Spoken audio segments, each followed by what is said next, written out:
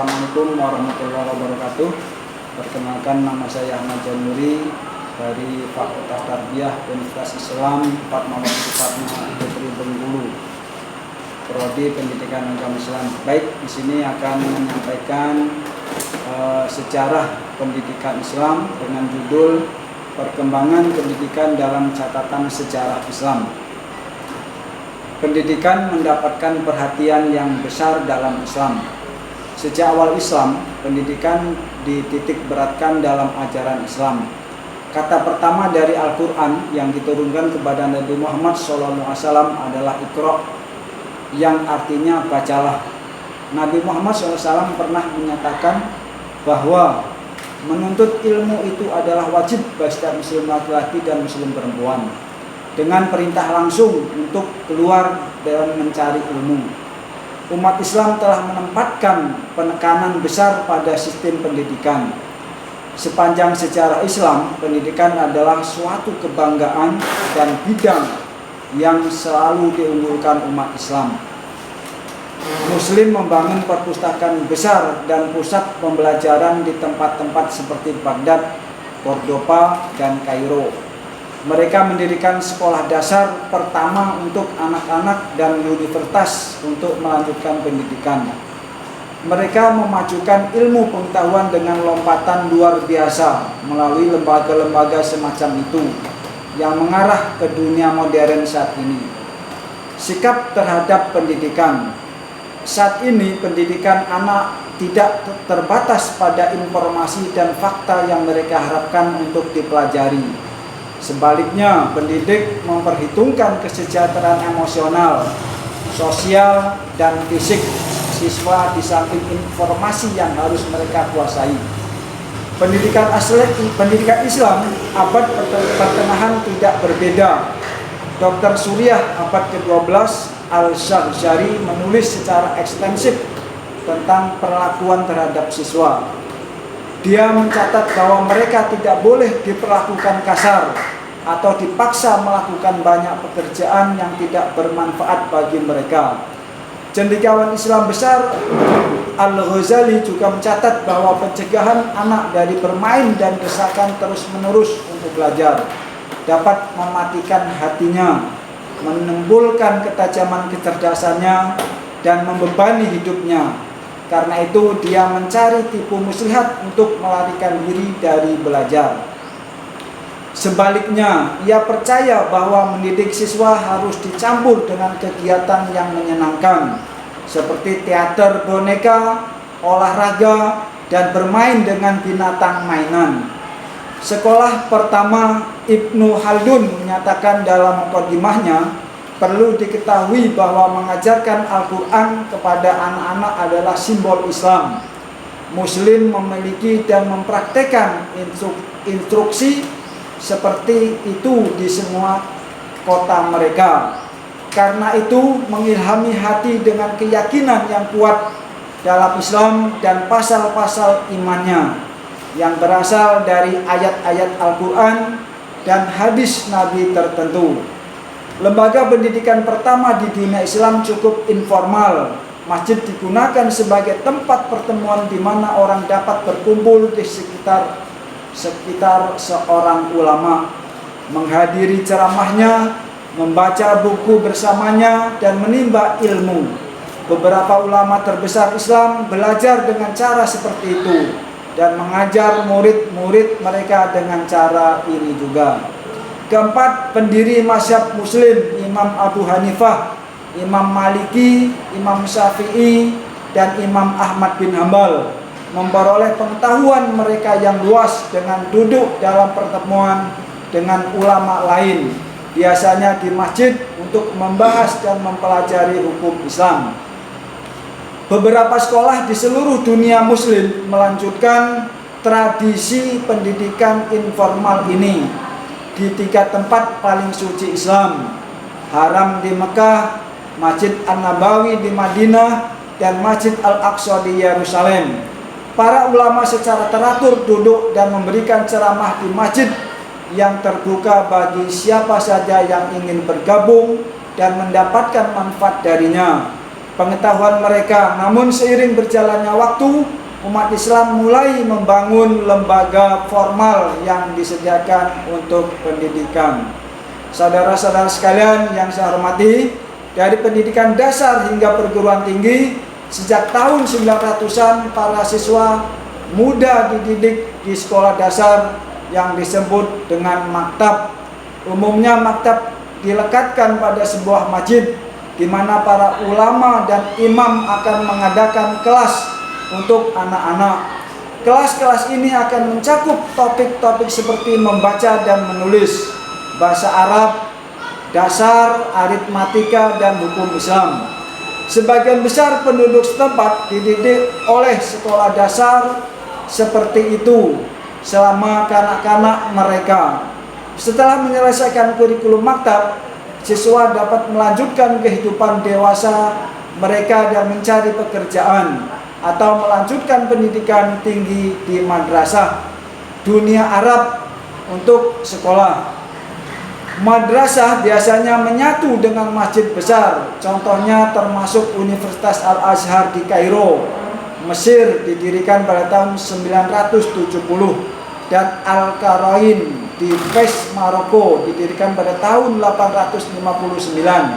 Kemudian banyak madrasah didirikan di seluruh dunia Muslim oleh Wazir Saljuk yang Agung Nizam Al-Mulk. Di madrasah, siswa akan dididik lebih lanjut dalam ilmu agama, bahasa Arab, dan studi sekuler seperti kedokteran, matematika, astronomi, sejarah, dan geografi, di antara banyak topik lainnya. Pada tahun 1100-an, pada 75 madrasah di Kairo, 51 di Damaskus, dan 44 di Aleppo. Ada ratusan lagi di Spanyol Muslim saat ini juga. Madrasah ini dapat dianggap sebagai universitas modern pertama. Mereka memiliki fakultas terpisah untuk mata pelajaran yang berbeda, dengan sarjana pendidik yang memiliki keahlian di bidangnya.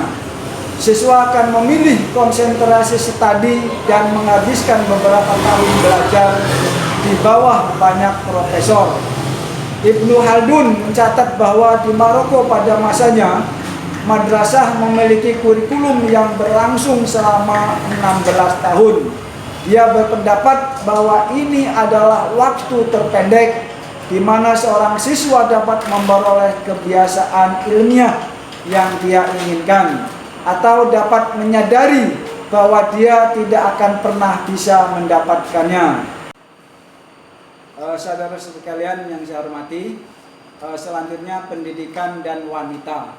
Sepanjang sejarah Islam, mendidik perempuan telah menjadi prioritas utama. Perempuan tidak dilihat sebagai tidak mampu mencapai pengetahuan atau mampu mengajar orang lain sendiri. Presiden untuk ini ditetapkan dengan istri Nabi Muhammad sendiri, Aisyah, yang merupakan salah satu ulama terkemuka pada masanya dan dikenal sebagai guru banyak orang di Madinah setelah kematian Nabi. Belakangan sejarah Islam juga menunjukkan pengaruh perempuan. Wanita di seluruh dunia Muslim dapat menghadiri ceramah di masjid, menghadiri madrasah, dan dalam banyak kasus menjadi guru itu sendiri. Misalnya cendekiawan abad ke-12 As-Sakir paling terkenal dengan bukunya tentang sejarah Damaskus. Tarikh Dimas melakukan perjalanan secara ekstensif dalam mencari pengetahuan dan belajar di bawah 80 guru wanita yang berbeda. Perempuan juga memainkan peran utama sebagai pendukung pendidikan. Madrasah formal pertama di dunia Muslim, Universitas Al-Qarain di Fes, didirikan pada tahun 859 oleh seorang saudagar kaya yang bernama Fatimah Al-Fihri. Istri Khalifah Abbasiyah Harun Al-Rasyid, Zubaidah, secara pribadi mendanai banyak proyek konstruksi untuk masjid, jalan, dan sumur di Hijaz yang sangat bermanfaat bagi banyak siswa yang melakukan perjalanan melalui daerah-daerah ini. Istri Sultan Sulaiman Utsmaniyah, Hurrem Sultan mewariskan banyak madrasah di samping pekerjaan amal lainnya seperti rumah sakit, pemandian umum, dan dapur umum. Selama periode Ayyubiyah di Damaskus 1174 sampai 1260, 26 warisan keagamaan termasuk madrasah, masjid, dan monumen keagamaan dibangun oleh perempuan. Tidak seperti Eropa selama abad pertengahan dan bahkan sampai tahun 1800-an dan 1900-an. Perempuan memainkan peran utama dalam pendidikan Islam dan 1400 tahun terakhir. Alih-alih sebagai warga negara kelas 2, perempuan berperan aktif dalam kehidupan bermasyarakat, khususnya di bidang pendidikan. Saudara-saudara sekalian yang saya hormati, sejarah modern, tradisi madrasah dan bentuk pendidikan Islam klasik lainnya terus berlanjut hingga saat ini, meskipun dalam bentuk yang jauh lebih berkurang. Faktor yang menentukan untuk ini adalah perambahan kekuatan Eropa di tanah Muslim sepanjang tahun 1800-an. Di Kesultanan Utsmaniyah misalnya, para penasihat sekuler Prancis untuk para sultan menganjurkan reformasi lengkap sistem pendidikan untuk menghapus agama dari kurikulum dan hanya mengajarkan ilmu-ilmu sekuler. Sekolah umum dengan demikian mulai mengajarkan kurikulum Eropa berdasarkan buku-buku Eropa, menggantikan bidang pengetahuan tradisional yang telah diajarkan selama ratusan tahun. Meskipun madrasah-madrasah Islam terus eksis tanpa dukungan pemerintah, madrasah-madrasah tersebut kehilangan banyak relevansinya di dunia Muslim modern.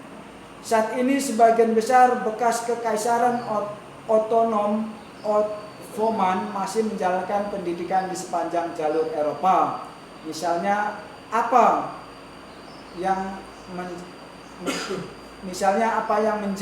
yang diperbolehkan untuk mengambil jurusan di tingkat universitas tergantung pada bagaimana Anda melakukannya pada tes standar tertentu di akhir karir sekolah menengah Anda. Terlepas dari sistem baru yang diterapkan di sebagian besar dunia Muslim, pendidikan tradisional masih bertahan. Universitas seperti Al-Azhar, Al-Qaroin, dan Darul Ulum di Deoband, India terus menawarkan kurikulum tradisional yang menyatukan ilmu-ilmu Islam dan sekuler. Saudara-saudara sekalian, tradisi intelektual semacam itu berakar pada lembaga-lembaga besar di masa lalu yang menghasilkan beberapa sarjana terbesar dalam sejarah Islam dan terus menyebarkan pesan dan pengetahuan Islam kepada masa tua. Demikian, lebih dan kurang mohon maaf. Semoga ada manfaatnya. Lebih dan kurang mohon maaf. Kami akhiri. Wassalamualaikum warahmatullahi wabarakatuh.